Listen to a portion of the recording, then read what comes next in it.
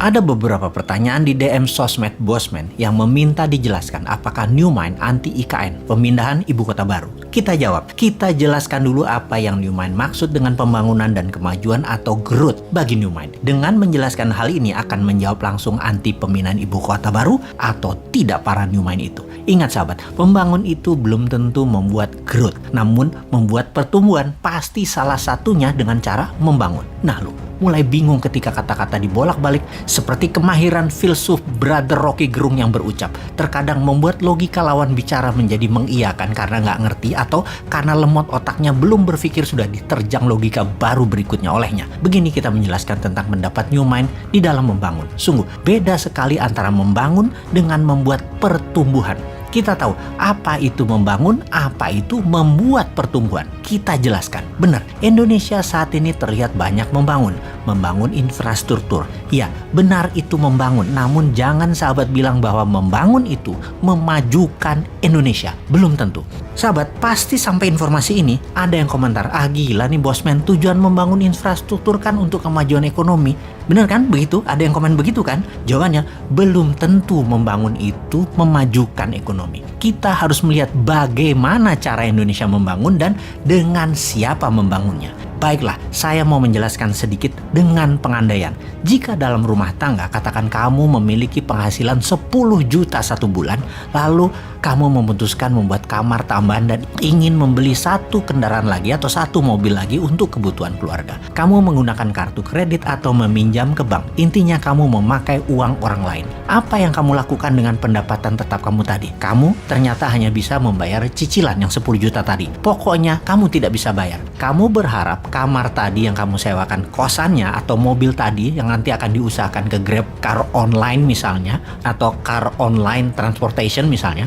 Sepertinya rencana itu bagus bukan? Tetapi bisnis sekali lagi bukan matematis. Apa yang terjadi kalau tidak ada yang menyewa kamar tersebut sebagai kos-kosan? Apa yang terjadi kalau setoran transportasi online tidak mencapai target? Pasti dari penghasilan yang 10 juta tadi dibayarkan ke bunganya saja dan pastinya pokoknya tidak bisa terbayarkan. Kita terus menggantung harapan bahwa kos-kosannya mudah terisi dan transportasi online-nya akan meningkat hasilnya. Anda benar membangun, tapi belum tentu membuat maju perekonomian rumah tangga. Betul kan? Dengan ilustrasi tersebut, kita urai lagi lebih dalam apa yang terjadi pada ekonomi secara makro di kelas menengah ke bawah di Indonesia dalam 6 tahun terakhir. Sekali lagi, kenapa pertanyaan kita memfokuskan pada pengusaha kelas menengah ke bawah? Karena yang di atas, yang besar, yang oligarki, yang BUMN, mereka tidak menderita. Mereka naik pendapatannya karena fasilitas negara dan karena pejabat membuat peraturan yang menguntungkan oligarki. Maka kalau digabungkan, ekonominya jadi besar, jadi naik. Dan dengan menggabungkan ekonomi menengah dan kecil, sungguh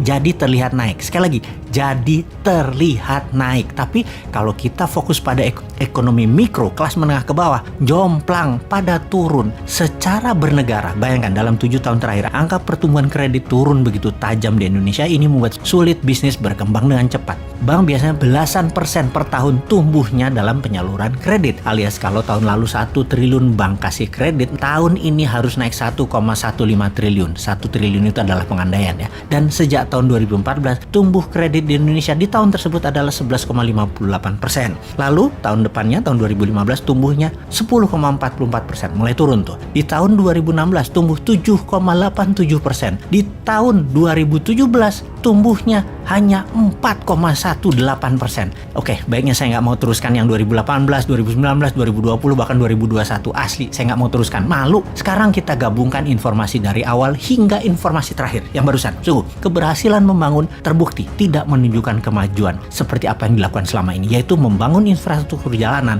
menggunakan uang asing dan serba asing, ternyata tidak menaikkan pertumbuhan bisnis mikro. Terbukti dengan menurunnya saluran kredit ke sektor real di UKM. Benar, kita membangun tapi GDP per kapita tidak naik dalam 7 tahun terakhir. Apalagi kalau dipotong inflasi akumulasi selama 7 tahun. Pertumbuhan Indonesia minus. Fakta lagi, GDP per kapita 2014 adalah sekitar $3.700 per kapitanya. GDP per kapita 2021 $4.050. Dalam 6 tahun naik secara akumulasi sekitar 9%. Sementara total inflasi 2014 sampai 2021 adalah sekitar 14%. Ya kalau 14% dikurangi pertumbuhan yang 9%, 2% ya minus pertumbuhan nasionalnya. Jadi kita pastikan bahwa membangun belum tentu memajukan atau menumbuhkan, dan ini terbukti membangun infrastruktur dan terbukti tidak menumbuhkan GDP per kapita. Jadi yang New Mind Anti sekali lagi bukan memindahkan ibu kotanya, bukan membangun ibu kota barunya, bukan membangunnya sekali lagi, namun kalau melihat cara membangunnya dan